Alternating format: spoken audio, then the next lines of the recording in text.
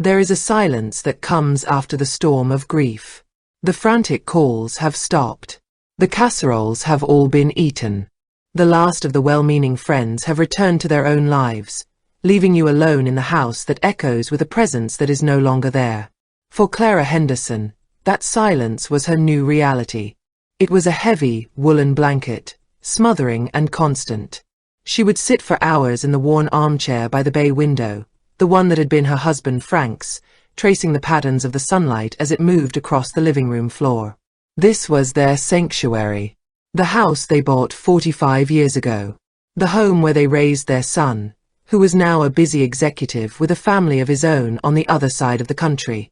Every scuff on the hardwood floor, every chip in the kitchen tile, was a verse in the story of their life together. Frank's heart had given out on a Tuesday. Quick and merciful, the doctor said. He was in his garden, tending to his prize-winning roses. Clara found him there, looking as if he had simply sat down for a rest in the afternoon sun. The world, her world, stopped turning in that moment. We see Clara now, 2 months after the funeral. A woman in her early 70s, with soft, silver hair and eyes that used to crinkle with laughter, now just crinkled with pain. She moves through the house like a ghost, her hand skimming the top of the piano, over the framed photographs. Frank, beaming, his arm around her at their 40th anniversary. Their son, Michael, as a gap-toothed boy between them. The house was a museum of a life well lived, and Clara was its sole grieving curator. The doorbell rang, a sound that felt like an intrusion. Clara smoothed her simple, dark dress and opened the door. There stood her in-laws, Richard and Pamela. Richard was Frank's younger brother, a man whose smile never quite reached his eyes. Pamela was his wife, all sharp angles and designer labels that tried too hard to look effortless. "Clara, darling," Pamela said, sweeping in without an invitation, air-kissing near Clara's cheek. "You look well, considering." Richard followed, his gaze already appraising the living room. "Place looks good, Clara. Solid." Frank always had a good eye for value. There was a coldness to their visit that had nothing to do with the autumn weather. They settled in the living room, Pamela on the edge of the sofa as if afraid to get too comfortable. "We're worried about you, Clara," Richard began, his voice a low, practiced purr of concern. "All alone in this big old house. The memories. It can't be good for you." "I'm managing," Clara said, her voice quiet but firm. "Are you, though?" Pamela leaned forward, her perfume a cloying cloud. "Financially, I mean. Frank handled everything, didn't he? Do you even know what's in your accounts?" A knot of anxiety tightened in Clara's stomach. It was true. Frank had been the businessman, the one who handled their investments, their taxes. She had been a school librarian, happy to let him steer their financial ship. Since his death, she had been adrift, terrified of the paperwork piling up in his office. "Frank took care of me," she said, a defensive note creeping into her voice. "Of course he did," Richard said, patting her hand condescendingly. "But Frank's gone now. We're family. We need to step in. We've been looking at some wonderful assisted living facilities. So much more manageable. We could get this place sold, get you settled somewhere safe." The words hit Clara like a series of physical blows. Assisted living? Sold. This wasn't concern. This was a coup. "This is my home," Clara whispered, her knuckles white as she gripped the arms of her chair. "It's a house, Clara," Richard corrected, his tone turning chilly. "A very valuable asset. And with the market the way it is, we need to act fast. For your own good." They left soon after, leaving behind a chill that seeped into the very bones of the house. Clara felt a profound sense of dread. This was not over. A week later, Clara returned from a desolate walk in the park to find a moving truck parked in her driveway. Her heart leapt into her throat. She hurried inside, and the scene that greeted her stole the breath from her lungs. The living room was half empty. The piano was gone. The bookshelves, once crammed with her beloved novels and Frank's history books, were bare. In the dining room, the antique table, a family heirloom from her own grandmother, was missing. What is going on? Clara's voice was a strangled cry. Richard emerged from the kitchen, holding a mug of her coffee. Ah, Clara. Good. We've found a buyer for a lot of the bulkier pieces. Getting a head start on the downsizing. Pamela followed, holding a jewelry box. Clara's jewelry box. And some of this costume jewelry is just darling. I thought my granddaughter might like it. Put that down, Clara said, her voice shaking with a fury she didn't know she possessed. Those were my mother's. This is my home. You had no right. Richard's face hardened. We have every right, Clara. As your family. You're clearly not in your right mind. Grief does that to people. We're acting in your best interest. The sale of these items will go into an account we're setting up for your care. Get out, Clara demanded, pointing a trembling finger at the door. Oh, we're not going anywhere, Pamela said, a smug smile playing on her lips. The guest room is all made up. We're moving in.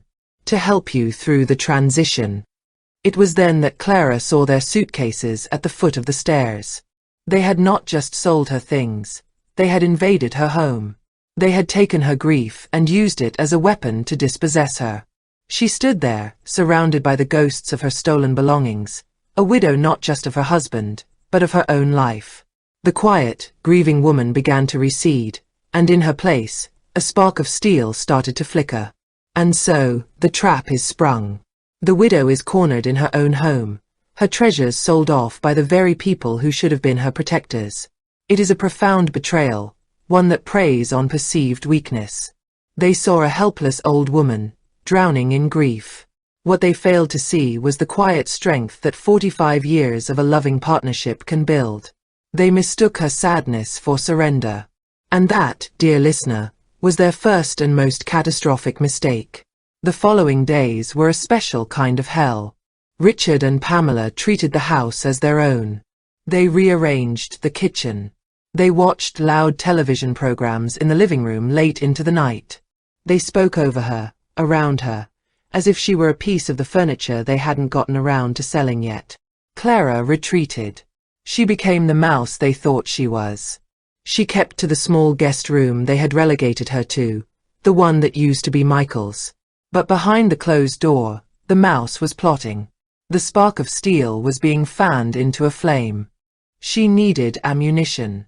She needed to understand her own life. Frank's home office, a room she had avoided since his death, became her battlefield. It still smelled of him, of pipe tobacco and old paper. The grief was a fresh wound, but she pushed through it. She sat in his large leather chair and began the painstaking process of going through his files. It was a labyrinth of statements, contracts, and tax returns. The language was foreign, intimidating. But Clara had been a librarian for 40 years. She knew how to research. She knew how to find a story hidden in the dry text. She worked late into the night, long after Richard and Pamela were asleep, a small desk lamp her only companion. Days turned into a week. She found bank accounts, investment portfolios she didn't understand. She found the deed to the house, thankfully in both their names. But Richard and Pamela had a lawyer. They had momentum. She needed something more. And then, she found it. Tucked away in a folder marked Archives, Old Policies, was a life insurance document. It was from 20 years ago, from a company called Aetna Assurance. The beneficiary was her. The face value was $250,000. Her heart skipped a beat. $250,000. It was a fortune. But as she read the fine print, her hope curdled. The policy had lapsed. Frank had stopped paying the premiums a decade ago. It was worthless. A relic of a different time. She slumped in the chair, the fight draining out of her. It was just another dead end. Yet, something nagged at her. A librarian's instinct. The policy was old, but the company still existed. With trembling fingers, she looked up the customer service number online. The next day, while Richard was at the golf course and Pamela was at a spa appointment, Clara made the call. She was passed from one department to another, a frustrating journey of hold music and automated menus. Finally, she reached a human being. A young man named Kevin. She explained the situation, her voice hesitant. "I have a policy number," she said, reading it off the faded document. It lapsed, I think. A long time ago." She heard the clicking of keys on the other end of the line. A long pause. "Ma'am. Clara Henderson." Kevin's voice had changed. It was sharper, more attentive. "This policy, it didn't lapse." Clara's breath caught. "What?" "It's a paid-up whole life policy, ma'am. Your husband paid into it for 10 years. After that, it became fully paid. It's been accruing a cash value ever since. It never lapsed. It's active." The room seemed to tilt. "Active?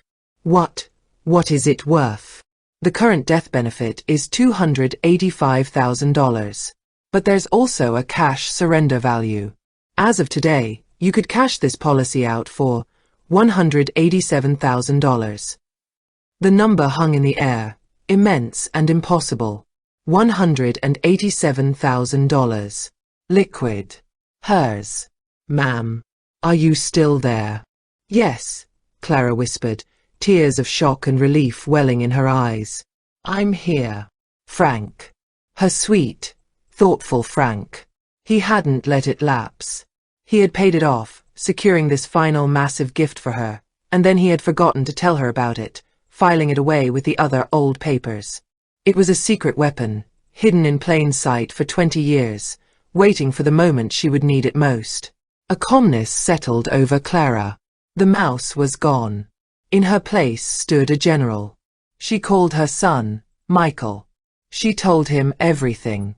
The selling of her belongings, the invasion, the insurance policy. He was furious, guilt-ridden for being so far away. "I'm on the next flight, Mom. We'll get a lawyer. We'll throw them out." "No, Michael," Clara said, her voice quiet but utterly firm. "You will not come. And we will not get a lawyer. Not yet." "Mom, what are you talking about?" "They think I'm weak," Clara said, a slow, determined smile spreading across her face. "I need them to keep thinking that. Just for a little while longer." This was the beginning of Clara's secret war. She continued to play the part of the defeated widow. She nodded meekly when Richard talked about listing the house. She pretended to look at brochures for assisted living facilities. But inside, she was a whirlwind of quiet activity. She opened a new bank account in her name only. She contacted Aetna Assurance and initiated the cash surrender process. The money, a sum so large it felt fictional, landed in her account within 10 days. The power it gave her was not the power to spend, but the power to think, to plan. She started taking long walks, but these were no longer walks of grief. They were reconnaissance missions. She visited the most exclusive gated senior living community in the county, not for herself, but for research. She went to a real estate attorney, paying in cash for a 1-hour consultation, learning the intricacies of tenant rights and eviction laws. She was no longer a victim of the system. She was learning to use it. She discovered that because there was no formal lease, Richard and Pamela were considered month-to-month tenants. In their arrogance, they had established residency. To remove them, she would have to give them 30 days written notice to vacate. If they refused, she would have to formally evict them, a process that could take months and cost thousands in legal fees. It would be a messy, public battle. Clara had a better idea. A more elegant, more powerful idea. She waited. She let Richard and Pamela grow more comfortable, more entitled. She let them brag to their friends on the phone about managing the estate. She let them sell a few more of her smaller pieces of art. Each sale was a fresh cut, but she bore it silently, stoking the fire of her resolve. The perfect opportunity arrived a month later. Richard and Pamela were hosting a small dinner party, in her home, for a couple of their friends. Clara heard them laughing, the clink of wine glasses, the sound of her good china being used. She waited until they were seated for dessert, then she made her entrance. She didn't look like the meek Clara they knew. She had put on a simple but elegant navy blue dress. She stood at the entrance to the dining room, her posture straight, a thin, legal-looking envelope in her hand. The conversation died down. 4 pairs of eyes turned to look at her. Richard sighed with exasperation. "Clara, we're busy. Can this wait?" "No," Clara said, her voice clear and carrying. "It cannot." She walked to the head of the table, where Richard was sitting in Frank's chair. She placed the envelope on the table in front of him. "What is this?" he asked, his face flushing with anger and embarrassment. "That is a 30-day notice to vacate the premises," Clara said calmly. "You are tenants in my home. This is your legal notice that your tenancy is terminated." Pamela let out a shrill laugh. "Oh, for heaven's sake, Clara. Have you lost your mind? This is our home now. We're caring for you." "You are not caring for me," Clara replied, her gaze sweeping over their stunned guests. "You have sold my belongings. You have invaded my space. The charade is over." Richard stood up, leaning on the table, trying to intimidate her. "And how do you propose to enforce this, Clara? You have no money for a lawyer. You have nothing." This was the moment. This was her checkmate. "You're wrong, Richard," she said, a small, cold smile touching her lips. "I have everything I need. You see, Frank left me one final gift. A life insurance policy you knew nothing about. I now have just under $200,000 in my bank account. More than enough to hire the best real estate attorney in the state to drag you through an eviction process that will be humiliating, public, and ultimately futile. I will sue you for the value of every item you sold. I will make sure every one of your friends," she said, looking pointedly at their guests, "knows the story of how you tried to steal a widow's home." The silence in the room was absolute. You could have heard a pin drop. Richard's face was a mask of stunned fury and dawning horror. Pamela looked as if she'd been slapped. "You're bluffing," Richard whispered, but the confidence was gone from his voice. Clara reached into the envelope and pulled out a copy of the bank statement. She had redacted the account number, but the balance was clear for all to see. $186,745.18. She watched as the number registered, saw the greed in Richard's eyes be replaced by the cold fear of defeat. He was a bully, and bullies fold when their victims finally fight back. "You have 30 days, Clara repeated, her voice soft but absolute. "I suggest you use them to find new accommodations. Now, if you'll excuse me, this is my house, and I'd like you and your guests to finish your dessert quietly.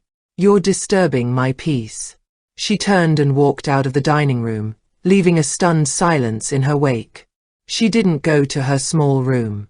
She walked into the living room, sat in Frank's armchair by the bay window, and looked out at the garden, at his roses, which were still blooming.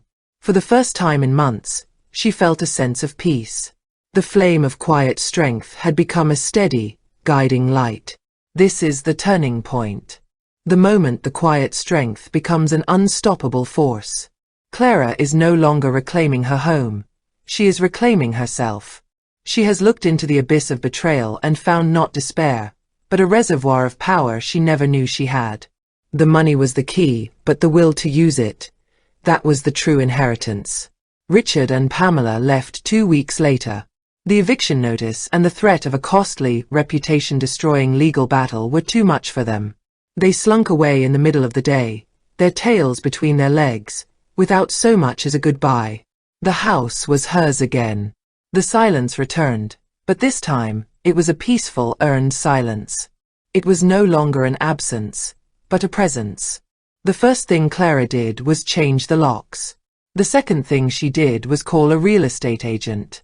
But she wasn't selling. She was buying.